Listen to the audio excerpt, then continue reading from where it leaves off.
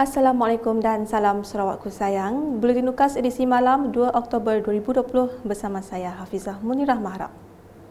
Berita dimulakan dengan Bandaraya Kuching menjadi tuan rumah sambutan perayaan Hari Jadi ke-84 Tuan Yang Terutama TYT yang di-Pertuan Negeri Tun Pehin Sri Abdul Taib Mahmud yang bermula pada 9 hingga 11 Oktober ini. Menteri Kerajaan Tempatan dan Perumahan merangkap Menteri Bertanggungjawab. Bagi sambutan itu, Datuk Seri Dr. Sim Kui Hian berkata terdapat 5 acara utama akan berlangsung bagi memeriahkan sambutan itu. And as we all know, this year, Kuching City has the honored and very proud to host the 84th birthday celebration of our Governor, Tun Pehin Sri Haji Abdul Taib Mahmud. And the celebration started on the 9th of October and ended on the 11th of October. So a total of 5 events for the celebration, which will be carried out, and it will be carried out under the new norms. Yeah, so the events may not be as many people because under new norms, but it will be as meaningful as ever. Beliau berkata demikian dalam sidang media sambutan Hari Jadi TYT Sarawak di Wisma Bapa Malaysia hari ini. Majlis akan dimulakan dengan majlis kesyukuran di Masjid India Bandar Kuching yang dihadiri Tun Taib serta isteri Tuan Puan Datuk Petinggi Hajah Ragat Kurdi Taib. Di samping itu juga, unit hal ehwal agama-agama lain UNIFOR juga akan melakukan majlis kesyukuran yang sama sinonim dengan keharmonian kepelbagaian agama negeri ini. Dalam pada itu, Datuk Seri Dr. Sim berkata acara utama ialah pada 10 Oktober iaitu pemeriksaan pasukan kawalan kehormat utama oleh Tun Pehin Taib di dataran perbarisan Dewan Undangan Negeri. Ujarnya lagi, sambutan akan diteruskan dengan majlis istiadat pengurniaan pingat dan pangkat negeri kepada para penerima dan majlis jamuan negeri. On the next day, on the 11th of October, our governor will attend a high tea reception at the Waterfront Hotel, and this time around, because this year is a bit special, he will present cash as to our frontliners, as appreciation for the involvement of COVID-19 pandemic. Berita seterusnya, lebih 1,000 penduduk dari 173 isi rumah di 5 buah rumah panjang Belaga Kapit kini telah mendapat akses percuma 24 jam elektrik boleh diperbarui di bawah skim bekalan elektrik alternatif luar bandar Sarawak SARES. Menurut Menteri Muda Utiliti Elektrik Luar Bandar Datuk Liwan Lagang, Sarawak Energy Berhad SEB akan memberi latihan pengendalian serta maklumat kepada Jawatan Kuasa Kemajuan dan Keselamatan Kampung JKKK atau Tuai Rumah berhubung cara penjagaan sistem SARES kerana beliau yakin sistem tersebut akan bertahan lama sekiranya dijaga dengan betul. Beliau berkata demikian ketika mewakili Menteri Utiliti Sarawak, Datuk Seri Dr. Stephen Rundi Utom dalam majlis perasmian penyerahan hak milik SARES fasa keempat daerah Belaga pagi tadi. Antara penerima hak milik SARES ialah seperti yang tertera. Datuk Liwan yang juga adun Belaga turut berpesan supaya tidak mengusik sebarang penyambungan kepada meter dan memasang terlalu banyak perkakas elektrik di dalam bilik sehingga melebihi bebanan. Berikut pula, ciptaan inovasi baharu yang lebih berkualiti penting untuk meningkatkan penyampaian perkhidmatan terbaik Jabatan Kerajaan. Setiausaha Kerajaan Negeri Sarawak Datuk Ahmad Jaul Samiun berkata, usaha itu bertepatan dengan program restorasi lanskap hutan yang dilaksanakan Jabatan Hutan Sarawak bagi menghijau dan memperluaskan kawasan hutan sediada.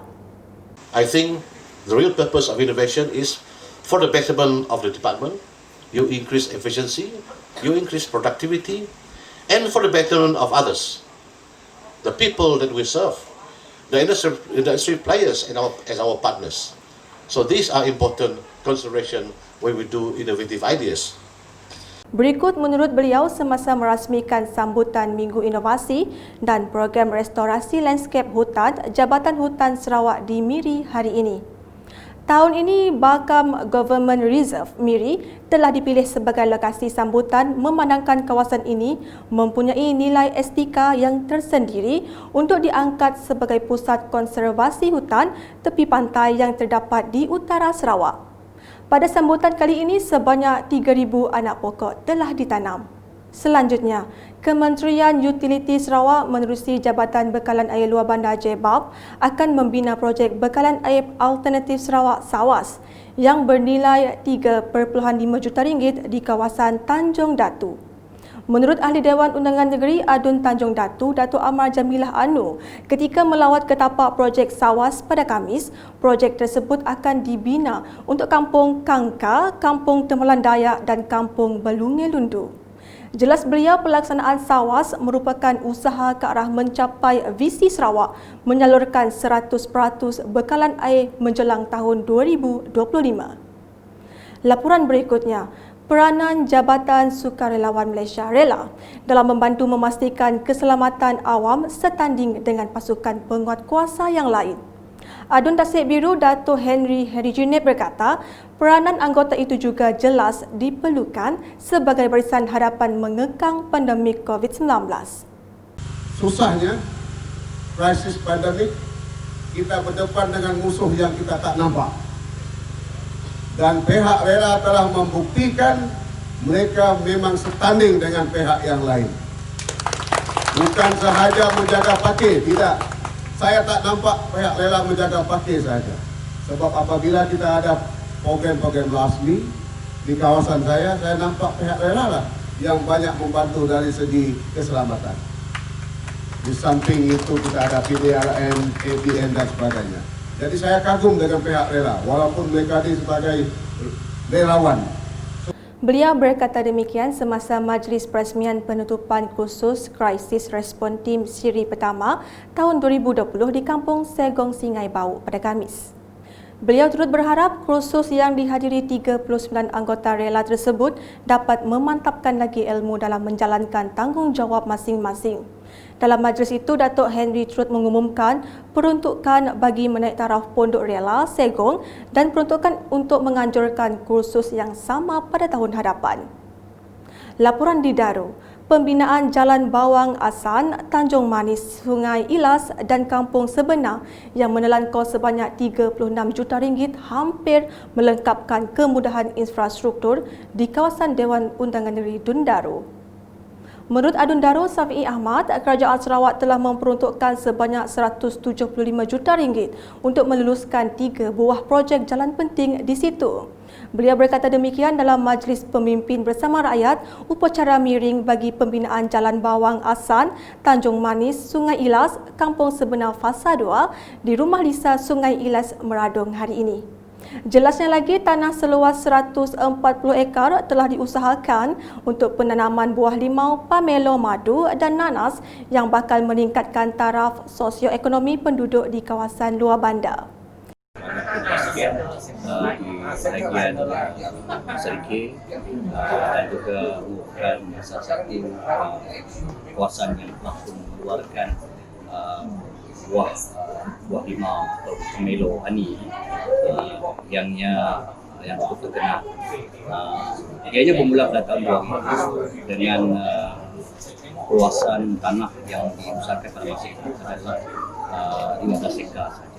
Sehingga pada hari ini ianya telah dikembangkan dan luasan yang ada pada hari ini adalah 140 ekar telah diusahakan untuk berbagai tanaman.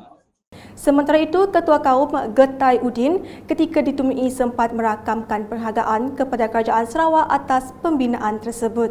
Komri besar terima kasih masuk bala perintah ke udah kira bertungkus lumus kembangsa yang komuniti kami baka Sungai Ilas ngau stubah ditu ngau Sungai Babelnya aja. Terima kasih. Dalam majlis yang sama, geran projek kecil bandar MRP berjumlah RM4,000 turut disampaikan kepada JKKK Rumah Lisa dan RM3,000 kepada Rando Daerah Meradong. Turut diadakan perasmian Jalan Gravel Rumah Lisa, Sungai Ilas Meradong serta penyerahan kelulusan projek penambahbaikan Rumah Rakyat Miskin Sarawak PPRMS berjumlah RM50,000 kepada 13 penerima di rumah panjang itu. Sekian Buletin UKAS edisi malam bersama saya Hafizah Munirah dan kru penerbitan. Dapatkan pelbagai berita terkini Sarawak setiap hari di Facebook, Instagram, Twitter dan aplikasi Telegram UKAS serta UKAS Channel di YouTube. Mengakhiri buletin dengan perkongsian video mengenai konvensyen khas Parti PBB Sarawak Zon Sibu yang akan bermula esok. Salam UKAS.